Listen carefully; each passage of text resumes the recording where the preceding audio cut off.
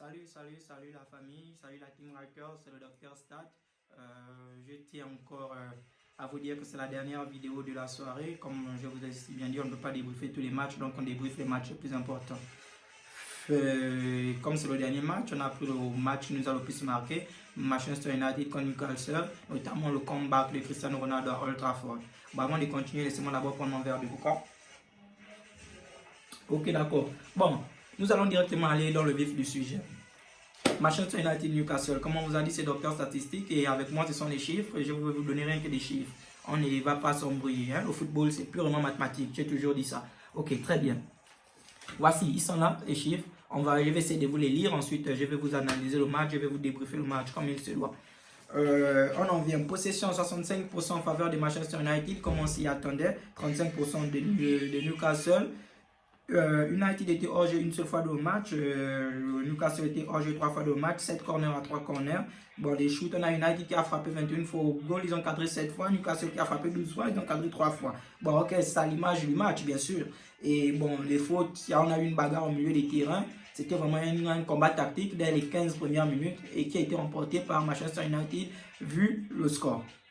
Bon, il faut aussi avouer que United, au début du match, c'était pas vraiment ça. Ils ont beaucoup tâtonné, notamment au milieu des terrains. Paul Pogba et Bruno Fernandes qui n'arrivaient pas à se trouver. C'était compliqué. Matic qui essayait de faire le lien entre la défense et le milieu des terrains. Là aussi, c'était compliqué. Cristiano Ronaldo qui n'avait pas encore récupéré ses repères. Lui aussi, c'était compliqué. Par contre, on a eu un bloc de Newcastle vraiment solide, compact, surtout les 15-20 premières minutes. Le bloc, il était vraiment compact, dur. Et on a bien vu que United avait des difficultés à contourner le bloc de Newcastle. Il faut avouer. Maintenant, le match a commencé à se décanter un peu quand Bruno Fernandes et Paul Pogba ont commencé à trouver des solutions. Cristiano Ronaldo qui décrochait beaucoup, qui venait au milieu des terrains pour récupérer les ballons. Et il a commencé à bonifier son équipe comme il sait si bien le faire. Bon, quand on parle de Cristiano Ronaldo, comme je vous ai dit, il n'est plus à présenter. C'est l'un des meilleurs joueurs au monde, si ce n'est le meilleur joueur au monde. Pour continuer, nous allons venir sur la charnière centrale Harry Maguire et Raphaël Varane. Très bonne charnière centrale, il n'y a rien à dire. Très bonne charnière centrale. C'est vrai que les gars, ils encaissent un but, mais quand un Saint-Maximin en feu, un Saint-Maximin qui a un coup de rein vraiment destructeur, il a une pointe de vitesse extraordinaire, il n'y a rien à dire. Saint-Maximin, c'est la crème de la crème. C'est juste qu'il doit encore passer un cap pour atteindre le plafond. Saint-Maximin, en passant, qui a délivré une belle passe décisive pour répondre au but de Cristiano Ronaldo, que nous allons revenir en arrière pour mettre en lumière ce joueur. Bon, charnière centrale, Varane, Harry Maguire, super. Raphaël Varane qui a fait son match. Harry Maguire aussi qui a fait son match. On arrive sur nos latéraux, Shaw qui a fait un très bon match. On va dire oui, c'est pas le match de sa vie, mais il a fait un très bon match. Et on est chez le jeune Wan-Bissaka Saka. Super, super. Il n'y a rien à dire. L'axe, on va dire l'axe est géré. Nos latéraux se sont gérés. Le gardien est géré. On n'a rien à dire à notre défense. En ce qui concerne la défense de Manchester United, bien sûr. Arrivant au milieu des terrains. Quand nous arrivons au niveau du milieu des terrains, c'est un peu plus compliqué. Pourquoi? Parce qu'au milieu des terrains, on se rend compte que la connexion Bruno Fernandes, Paul Pogba, Nyame Manatic a pris du temps pour se mettre en place. Ça a vraiment pris du temps pour se mettre en place. La sauce a mis du temps pour être consommable. Mais avec le temps, ils ont commencé à retrouver les repères. Et c'est bon, le jeu a commencé à être fluide. Pogba arrivaient à trouver plus. Bruno Fernandes, dans les intervalles, ils arrivaient à contourner le bloc. Le Newcastle, qu'il faut avouer qu'ils avaient un bloc très bas, regroupé autour de Cristiano Ronaldo, l'empêchant de développer et de se retourner pour frapper. D'où Pogba et Bruno Fernandes ont trouvé une solution. On va parler du jeune Sancho. Sancho, il a fait ce match. Voyons voir comment il s'est débrouillé. Sancho s'est débrouillé comme un genre. Il part sur le côté, il fixe, essaie de faire des différences individuelles, notamment vu que United était en difficulté, il fallait dire, il faut le dire, United était en difficulté, il essaie de proposer quelque chose, il élimine à gauche, à droite, devant, derrière, il fait du Sancho, un peu du Sancho du Borussia Dortmund. C'est bien, il frappe et Cristiano Ronaldo, tel un renard de surface, boum, il vient, il complète. Au fond, 1-0. Manchester United, pardon, les vestiaires, ils mènent 1-0. Très bon début de match, très combat crucial pour Cristiano Ronaldo. On revient de la mi-temps. Quand on revient de la mi-temps, c'est un truc vraiment...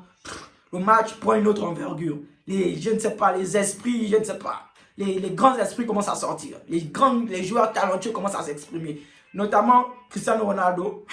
Sur une contre-attaque, sur une contre-attaque, Cristiano Ronaldo prend la balle. Il délivre une passe. il récupère, il se met à courir, chaud, chaud, donne une belle passe à Cristiano Ronaldo et lui, comme d'habitude, il finit, ne se fait pas prier. Et il faut avouer que United ils se sont fait revenir, au score. On était à un partout. Donc c'était ça, c'était un peu chaud. C'était chaud pour United, il fallait avouer. Mais comme d'habitude, Cristiano est venu en sauveur et puis il a plaqué son but. Mais le plus important reste à venir. Pourquoi? Parce que nous allons, comment dirais-je, parler de la masterclass de Paul Pogba qui délivre deux belles passes décisives. Oui, deux belles passes décisives, notamment une à Bruno Fernandes qui délivre un boulin de canot en pleine lucarne. Le gardien de Newcastle est battu, ne peut rien faire. Ouf, c'était du lourd, ça c'était du lourd. On vous a dit que ça c'est l'accident du grimier. Quand le grimier te tamponne, tu meurs mon frère, tu ne peux rien. C'est pareil. Ce soir, Bruno Fernandes était le grimier, le gardien de Newcastle était l'être humain. Et il s'est fait tamponner. Passe de Pogba, passe bien positionné. Boum, Bruno de Cano, international portugais. Au Portugal, ils savent bien s'y faire avec ce genre de frappe, à l'instar du but de Bernardo Silva. Et maintenant, on arrive sur la dernière passe décisive de Paul Pogba pour Jesse Lingard qui est rentré même à la place, je crois, de Sancho. Oui, je crois que Jesse Lingard est rentré à la place de Sancho. Et genre, Pogba, il a fait son travail. Il donne une passe au petit et il s'arrange, enroulé pied droit. Boum! United a fait le travail. Donc c'est pour vous dire qu'avec cette équipe-là, Cristiano Ronaldo à la pointe de l'attaque, United a des joueurs, ils ont comme des collectif pour prétendre avoir la Première Ligue cette saison et aller même titiller les, je ne sais pas, les cadors européens. Il faut aussi avouer qu'United est un cadre européen, donc il n'y a rien qui doit nous surprendre. United, pour moi je dirais qu'United est prêt. Très beau match de Cristiano Ronaldo, retour reçu. Pogba qui est en train de retrouver son meilleur niveau. Bruno Fernandes qui continue dans sa lancée de la saison passée. Des jeunes Lingard, Sancho, Martial, Rashford, quand Rashford va revenir. Vraiment, cette équipe aura fière allure. Et j'aimerais voir ce qu'ils nous proposent. Bon, sur ce, les gars, le débrief est fini. Je vous remercie de m'avoir suivi. Je vais continuer à vous faire des débriefs comme ça. Demain, on est encore ensemble. On va voir quel genre de match nous allons débriefer ensemble. Et fait, c'est un peu ça. C'est la team Rikers présentée par le Dr Stat. Merci. Sur ce, bonne soirée, les gars.